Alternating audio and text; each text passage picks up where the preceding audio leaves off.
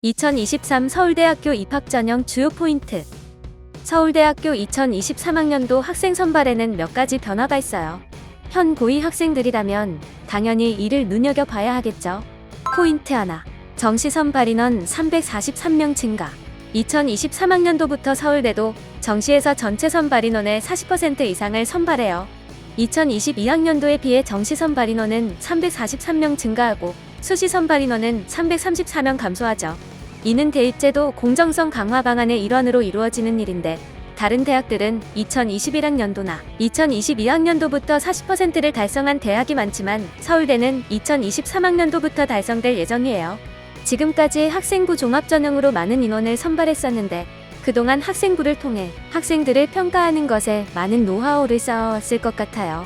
그리고 이런 노하우들을 정시에서도 활용하고자 해요. 포인트 2. 정시 교과 평가. 서울대는 의예나 사범계열, 예체능 등 일부 모집 단위를 제외하고는 수능만으로 학생을 선발했었지만, 올해 2022학년도부터는 수능 외에도 고등학교 교과의 수에 따른 가산점을 부여하기 시작하고, 내년 2023학년도부터는 좀 더 본격적으로 교과 평가를 실시해요. 다만 1등급이면 100점, 2등급이면 99점 이런 식으로 평가하는 것은 아니에요.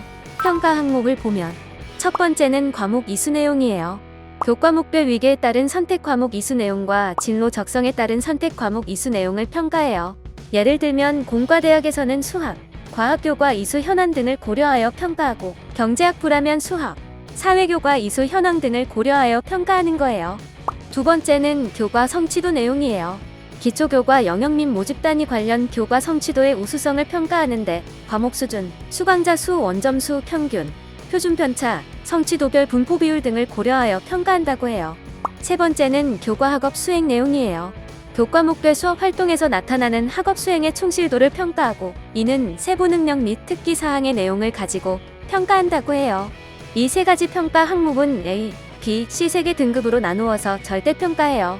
A등급을 받을 수 있는 기준은 모집 단위 학문 분야 관련 교과를 적극적으로 선택하여 이수하고, 전 교과 성취도가 우수하며 교과별 수업에서 주도적 학업 태도가 나타나는 경우라고 하네요. B등급은 대학 학업 수행에 필요한 일반적인 수준의 교과 성취도 및 교과 이수 내용, 학업 수행 능력이 나타나는 경우, C등급은 교과 성취도 및 교과 이수 내용이 미흡하여 충실히 고교 생활을 하지 않은 것으로 판단할 만한 경우라고 하는데, 아마 C등급을 받는 학생들은 거의 없을 것 같아요. 또 서울대는 A등급 같은 경우 예시를 하나 들었는데, 공과대학 지원자라면 물리학2, 화학2, 기하 같은 모집 단위 관련 진로 선택 과목을 2과목 이상 선택하여 이수하면서 국어, 수학, 영어 같은 기초교과, 영역 및 모집 단위 관련 교과목 성적이 1에서 2등급, 성취도 A 수준, 이수한 각 교과 수업에 충실히 참여한 내용이 나타난 경우에 A등급으로 평가한다고 밝히고 있어요. 그런데 이런 평가는 한 명의 평가자가 하는 것은 아니에요. 평가에 좀 더 공정성을 두기 위해서 2명이 평가하게 되죠. 그리고 2명 모두에게 A를 받으면 지역균형 전형에서는 40점, 일반 전형에서는 20점을 부여받고, 둘 모두 C를 받는 경우 지역균형 전형에서는 30점, 일반 전형에서는 15점을 받아요.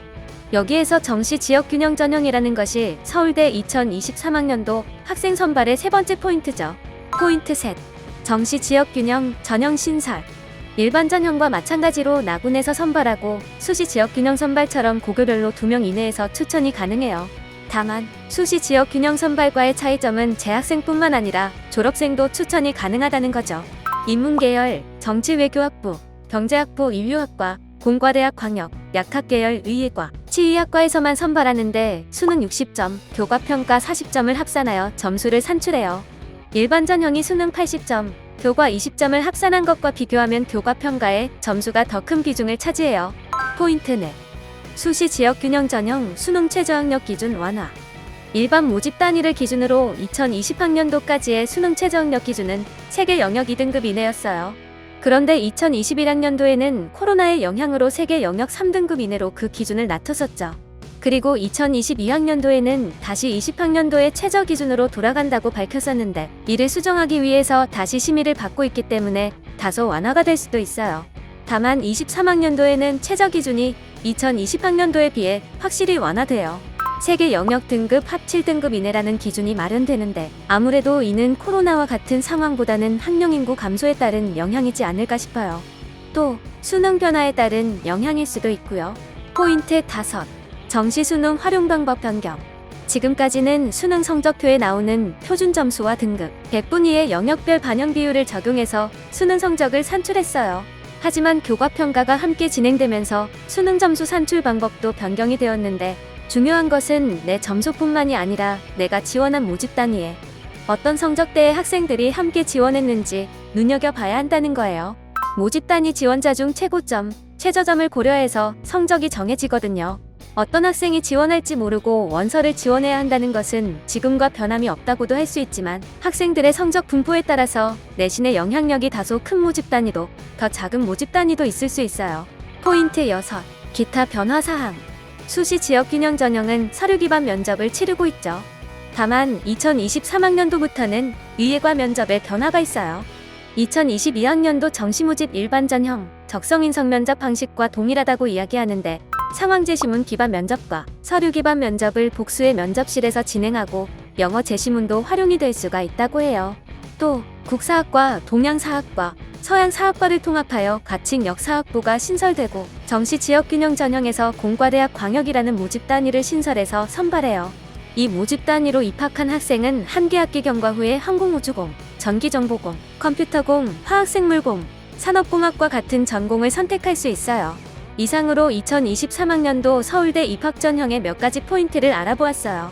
다른 대학들보다 변경사항이 많은 편이기 때문에 고2 학생들은 꼭 알고 있어야 할 것 같고, 또 서울대의 변화에 대해 다른 대학들이 민감하게 반응하는 편이기 때문에 더 낮은 학년 학생들도 알고 있으면 좋을 것 같습니다. 그럼 또 다른 대학의 내용으로 찾아올게요.